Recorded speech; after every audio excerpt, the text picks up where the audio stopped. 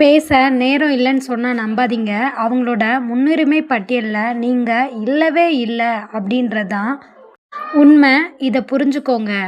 உங்கள புரிஞ்சுக்காத ஒரு உறவுகிட்ட உங்களோட வலியையும், வேதனையையும் அகங்காரத்தோட வாதாடினாலும் சரி, அழுகையோட போராடினாலும் சரி, ஒண்ணுமே மாறப் போறதில்ல.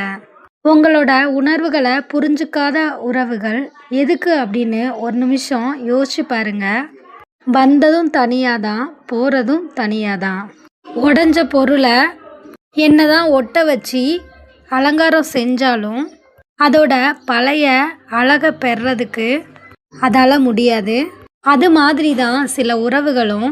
பொழுது போல அப்படின்னு பேசுறது உறவில்ல. எந்த பொழுதானாலும் நம்மளுக்காக பேசுறது தான் உண்மையான உறவு. சில உறவுகள் கிட்ட யோசிச்சு தான் பேச வேண்டியிருக்கு. சில உறவுகள் கிட்ட பேசவே யோசிக்க வேண்டியிருக்கு. இது என்ன வாழ்க்கை அப்படின்னு கடவுள்கிட்ட முறையிடுற ஒரு நிலைமையில கூட நம்ம நிறைய பேர் இருக்கிறோம். இது யாராலையும் மறுக்க முடியாத உண்மையும் கூட. உறக்கம் களையிறது சில நினைவுகளால தான். அந்த நினைவுகள் சுகமாகிறதும் சுமையாகிறதும் அந்த நினைவுகளை தந்த உறவுகளை பொறுத்து தான். எவ்வளவு நெருக்கமான உறவா இருந்தாலும் கூட மரியாதை இல்லை அப்படின்னா உடனே விலகிடணும். கெஞ்சி கிடைக்கக்கூடாதது காதல், பிச்சை எடுக்கக்கூடாதது அன்பு, கேட்டு பெறக்கூடாதது அக்கறை, புரிய வைக்கக்கூடாது உணர்வுகள். வாழ்க்கையில அடிபட்டதுக்கு அப்புறம்தான் எல்லாரோட உண்மையான முகத்தையும் புரிஞ்சுக்க முடியும்.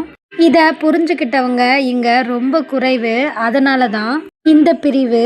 இங்க வாழ்க்கைய விருப்பத்தோட வாழ்றவங்கள விட விதி அப்படின்னு வாழ்றவங்க தான் அதிகம். அப்படியே நம்மளும் வாழ்ந்துட்டு போயிடுவோம்.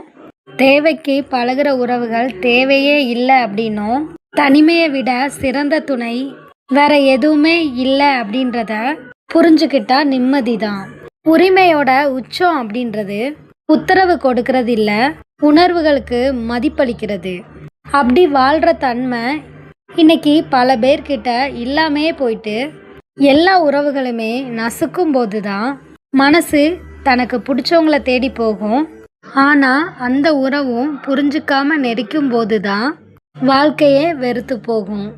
புரிஞ்சுக்காத உறவுகள் புடைசூழ ஊர் மெச்ச வாழ்றதை விட யாரும் இல்லாத அனாதை அப்படின்ற பேரோட நம்ம வாழ்றது தான் ரொம்ப சிறந்தது. மற்றவங்க கிட்ட சிரிச்சு பேசி உங்ககிட்ட மட்டும் அமைதியா இருக்கிற நண்பர்கள் மேல கோவப்படாதீங்க. ஏன்னா உங்ககிட்ட அவங்களால நடிக்க முடியாம கூட இருக்கலாம்.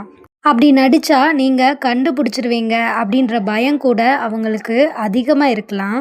அதனால உங்ககிட்ட பேசுறது என்ன, உங்களை பார்க்கறத கூட தவிர்க்கலாம். கடவுள் உங்களுக்கு கஷ்டத்தை தர்றப்போ கலங்காதீங்க. கடவுள் உங்களுக்கு கஷ்டத்தை தர்றது உங்களை சோதிக்கிறதுக்கு இல்லை, உங்களை சுற்றி எத்தனை போலியான உறவுகள் இருக்கு அப்படின்றத உங்களுக்கு உணர்த்துறதுக்காக மட்டும்தான். பேச நேரம் இல்லை.